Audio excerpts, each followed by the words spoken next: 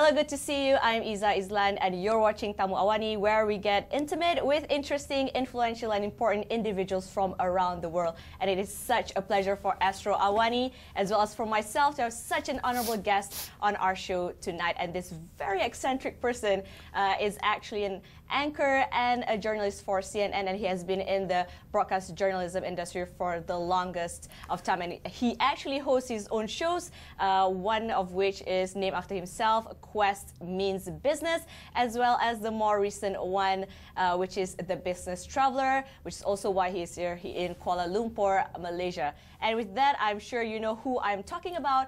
It is Mr. Richard Quest himself, right here on the hot seat of Tamu AWANI. Welcome to the show, and welcome to good Malaysia. To see you. Although I have to say, let's have a little bit less of the long time. Okay. You know, I may have a few aches and bones and a few sort of twinges every now and again. Well, let's get the white elephant out in the room. And how old are you? Oh. Oh. No, I'm just Now, kidding. they told me that you were quite kidding. nice. They lied. No. I'm not ashamed. No, I'm 51 years old. Wow. Yes, that usually means he's holding up quite well for an oldie. I'll be 52, born in 1962, March the 9th. Well, presents, gifts and expensive things can be sent to me, yes. Okay, cool. Good. So now we know that your birthday is March the 9th. March the 9th. So maybe we can I'm send a you a birthday Pisces. card. I'm a Pisces. Yeah, well, very mysterious. But what I'm talking about is the white elephant that I'm trying to talk about. I don't know if you know, it's actually your voice. It's very distinctive and it could be its own channel by itself. So do you agree that your voice is actually one of the most interesting and distinctive aspect of you that actually got you this far, and you know how people know you? No. And the reason is I don't see my voice as being anything different than it actually is. I think I have this delightful, gentle, classic newsreader voice that will lull people into some wonderful, false, or nice slumbers. But people tell me, and one person famously sort of wrote on a blog, that I sounded like I was gargling with broken glass. I can't hear my voice in my own way. When I watch myself on television, I get quite unnerved about it. Okay. The question, of course, is whether it's real. And yes, it is. This is how I speak. I don't put the voice on. I do a bit more projection because I'm talking to you and I'm talking to your viewers. But this is your voice. Absolutely. Absolutely. Okay. Yeah. So let's get crunching on the cracking questions. Why you're here in Kuala Lumpur, and it is actually for your show, Business Travel. Maybe you want to talk a bit about what it's all about and who you're going to meet here in Kuala Lumpur. We've been doing Business Traveller now for more than 10 years. And we've been to many cities in this region. We've never been to KL before. I've been to KL a few times, but we've never been to KL for Business Traveller. So we decided it was really time to come here and actually do a program. And the theme of this month's program is value for money. And that is a perfect example for this particular city and this country. Now look, we're not saying cheap and we're not saying expensive. The concept of value for money hits at all different price points. Because if you pay less, you expect a certain number of things happening. If you pay more, you expect different things. But you always still expect value for money. No, value for money does not mean cheap. It doesn't mean inexpensive. It means that whether you've chosen to stay in a cheap hotel or an inexpensive hotel, or you're staying in a 5-star luxury hotel, you want the best value for money. I've never met a rich man or woman who's actually like wasting money. So we're all about value for money. And what better place than here, where you have, of course, duty-free on jewellery and watches. You have so many opportunities to buy leather goods. Again, we'll be looking at duty-free. We'll be looking at the sort of things you can do. And, of course, value for money. We'll be looking at the street. All right. So will you give us a lowdown or a sneak preview of who you'll be meeting up? Well, the CEO of Malaysia Airlines. We've got Tim on. With the CEO of Tune Hotels, we'll be talking to them because they've really revolutionised in many ways the offering. What you pay for is what you get. If you don't want it, you don't pay for it and you don't get it. But is that value for money? And then we have reports from around the world. We'll be looking at duty-free. Now, how many times, Isa, have you been travelling and you've seen something in duty-free and you've thought, is that really a bargain? Is it really duty-free? And what does that mean? So we'll be looking at that too. Across the travel chain, it's about value for money. And, as I say, we'll be seeing as much as we can of KL. Do you still remember the first day that you decide to actually do this, you know, to make it a career? Or is it just by accident? How does it happen? No, there's absolutely no accident about this. So you've always known that you want to be an anchor and a journalist? The anchoring comes later. The anchoring, people always say, when you're a reporter, you want to be an anchor, and when you're an anchor, you want to be back as a reporter. I think if you're going to be a news anchor, a presenter, a grand fromage, and sit there and say, good evening, the headlines at 7 o'clock. I think if you're going to do that, you better have some experience, not only of television, but of covering stories. Because I think there has to be a weight to the anchor.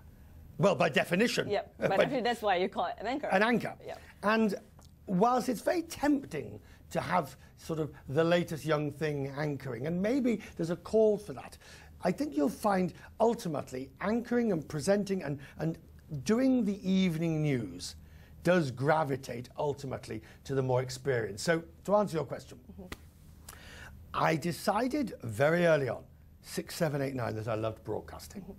And I did university radio and hospital radio as I was going through my teens. And then I did local radio. And then I got a traineeship.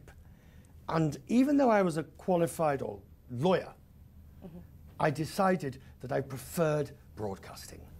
Wow, okay. We will talk about what you like so much about broadcasting after this break. We have to go for our break. Don't go anywhere. Stay tuned on Astro.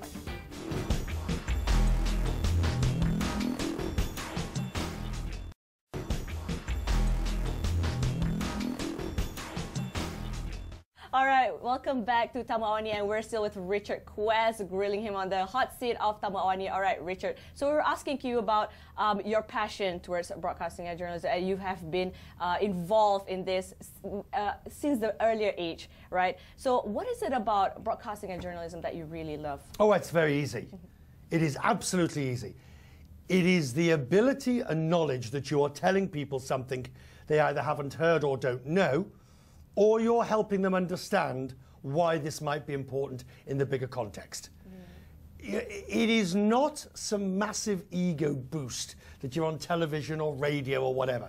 It is about going to the stories, whether it be the Queen Mother's funeral in the early 2003 or whatever, or a general election, a US presidential election. I've been very fortunate. I've covered every US presidential election since the mid-1980s. Now, there's a fascinating, I'm looking forward to the next one. Because why am I looking forward to the next one? Because we'll be able to explain in 2016 what this means. We know there'll be a change of president in the White House. Obama can't stand again, he's term limited. So it's a chance to see history on a front seat and then have the great privilege of saying to the viewer, this has happened. But here's the really important thing. It is a privilege and it is an honor to do it because nobody has to watch you. We are nothing more than a light in a box in the corner of the room that somebody can switch off. Yep. That's very daunting, actually. That you. It should not actually. Yep. It should not only be daunting, it should be humbling. Humbling, yep. Because the moment you believe you have a right to the viewer, and the moment you believe that you are, I suppose I'm pontificating in saying this, but the moment you believe you're giving something like, tablets from the Mounts and the Sermon, you're screwed, frankly. You're absolutely screwed. The viewer will decide who they like and what they want. I really like how you put it that way, and because you have covered so many important events around the world throughout your stint as a reporter in BBC and also now in CNN, what are the most interesting or the most memorable event that you have actually covered? They happen at different times. So as a junior reporter working for BBC Radio many years ago, driving through my first hurricane. You won't forget that again, because you realise what an idiot you were to think. I remember going to the local TV station and saying, would I be all right driving from a hurricane from Galveston to Matamoros, or wherever it was in Mexico? And the man said, what car have you got? I told him. He said, oh, you should stay on the road. And then you start driving along and you suddenly realise you're the only person driving in that direction and everybody else is driving in the other direction. And then the rain starts. And by then it's too late. Okay. Then it's too late. It's as if somebody has taken the garden hose and is literally against the window. And you keep thinking, what's going on? So there's that.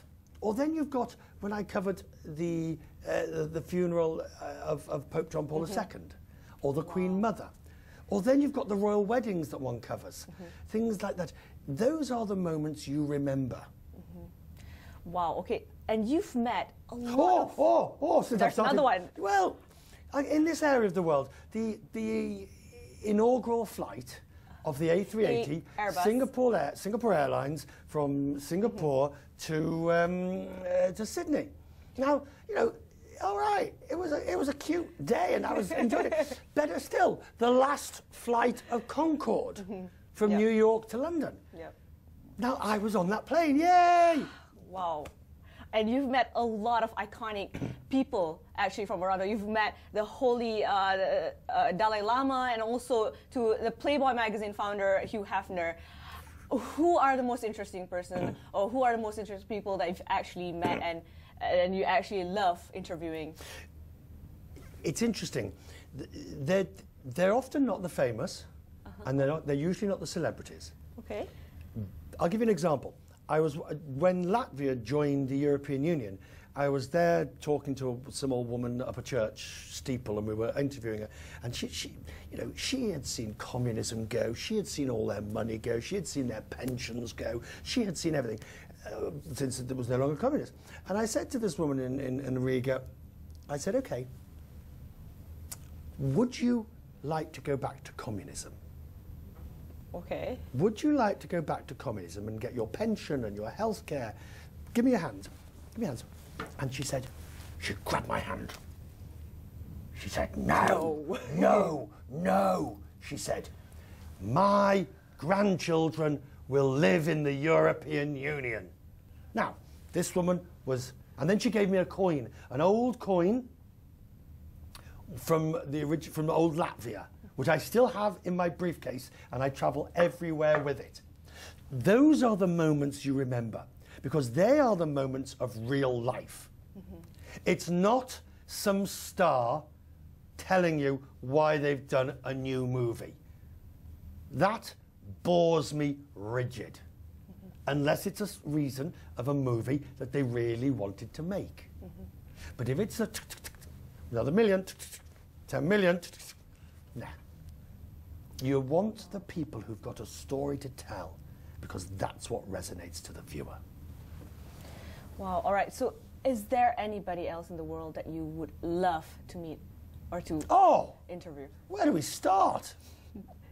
Where do we start? Some of the people on your wish list? Oh, my wish list. Okay. Always wanted to interview Tom Cruise. Don't ask me. I just think he... Why on earth? Why not? I just think he must have a lot to say.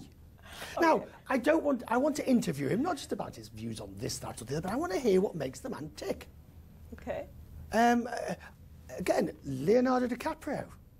Okay. I mean, here you see, if you see his work on Wolves of Wall Street, this is a tour de force. This is a masterful performance from a man that nobody said was going much far after Titanic.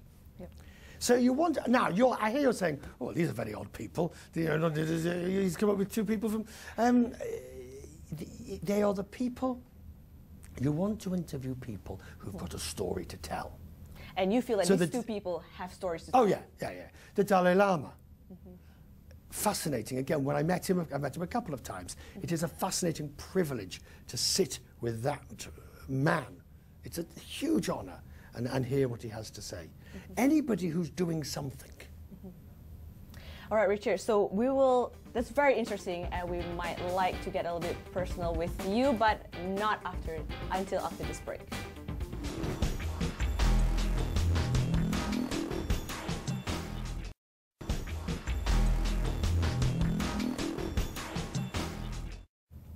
All right, so Richard, you know, few years back, you have been very controversial for some things that what people call as the New York incident. Maybe you have something to comment about what actually happened. Oh, right. I mean, you're right. It's now coming up to 6 years ago since the New York incident and my arrest in New York, and one's had lots of time to reflect upon that.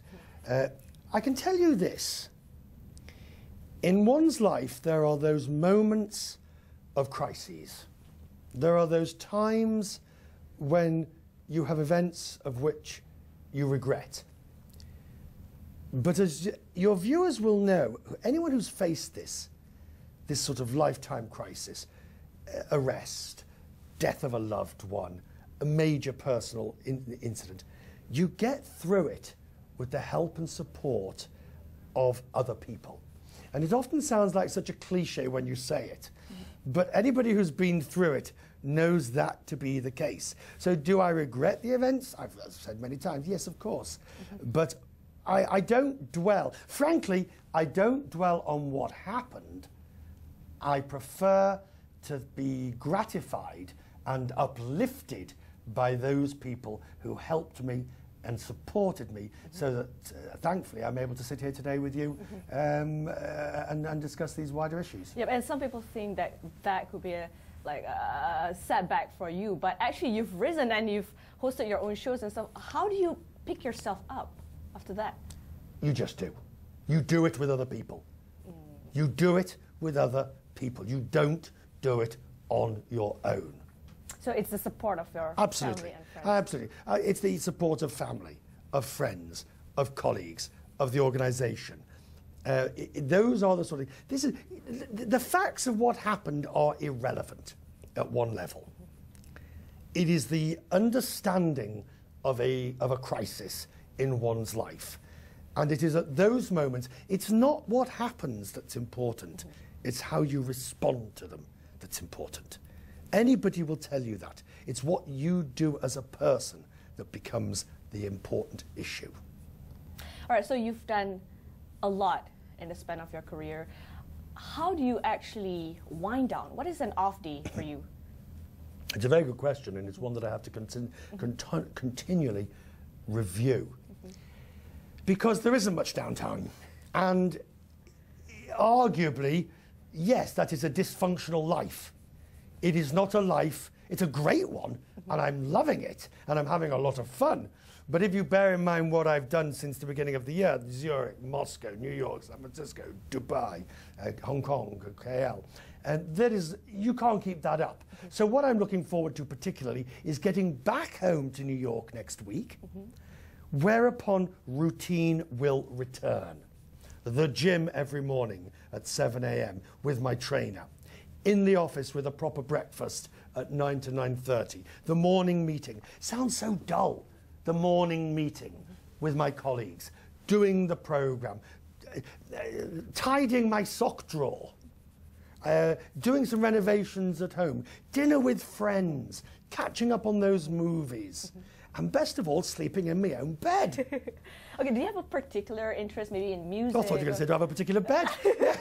Yes, I do actually. No. It's a rather comfortable one actually. So do you have any hobbies? I sleep on the left side. Left side? Left side, yeah, left side. Okay, so do you have any interests or hobbies that you're particularly fond of? Yeah, when I'm at home and when I'm in New York and when I'm travelling to an extent, working out. Working out. Look, it's a bit tedious, and anybody who, in the sense of other people, find it tedious, but I find it very satisfying to spend an hour, 2 hours in the gym. Not because I want to become muscles galore, that ain't going to happen, but I can affect the way I look, I can affect the way I feel, I can affect me. So I'm careful with what I eat. Oh, not on the road. I will be, you watch me. If you see me eating the street food in KL over the next few days, I will be the original Hoover. Yeah, that's the way to do. Absolutely. I will be hoovering up everything in sight. I'll try it once, and if I like it, I'll try it 5 times. But when I get home, the diet will be back. The gym will be back. Because I have to ground myself. You cannot live this sort of life. If I've learned nothing else over the last 10 years, you cannot live this sort of life and not every now and again come back to earth. And that means, putting it bluntly, that means, are my socks matching? Yes, they are, fine. Have I got enough clean underwear? No, I'll have to do laundry. Oh, no, I haven't paid that bill. Oh, yeah, no, well, I said I was going to do this. You know, you don't live your life at 40,000 feet in a high-octane environment. You live it every day by wondering whether you've run out of cornflakes. Do your socks match? And have you paid the milkman? The most mundane stuff. Yes, that's life. Yep. All right, so I've always watched you on The Business Traveler and Quest Means Business, and you have a very extravagant personality on screen. Is that how you are? Yes. Every day? Yes. Okay, if your friends were to describe you, how would they describe you? Oh! It's a very arrogant person that tries to put words into the mouths of their friends. You look kind, generous, talks too much. You have done so many things, I'm pretty sure, so far in your life, in your career. Is there anything else that Richard Quest would want to achieve now? Professionally or personally? Both. It's 2 different things that you want? Yeah, professionally, I think, yes. I've always wanted to interview the President of the United States in the Oval Office. Okay. Not much, really. Great. I've always wanted to do that. Personally, I've always wanted to learn to fly. I've flown simulators, and coming over here from Hong Kong, I was very honoured to be in the cockpit of the 777. And I mean, the first officer landing, he must have been half my age, and less. And I'm watching him thinking, does he know what he's doing? And of course, he's so competently landing this aircraft, hundreds of tons of steel and all these people on board. I'd love to be able to do that. I think that's a very, very challenging job. Yeah. So you're a guy who always looks for challenges. Oh, you have to. Yeah. You have to. Yeah, I think you have to. But ultimately, when I'm at home, in my pajamas, with a cup of cocoa, before I go to bed, all I really want to do is catch up with some friends on the phone, send a few emails, and get a good night's sleep. Still sneaking some emails, huh? Absolutely.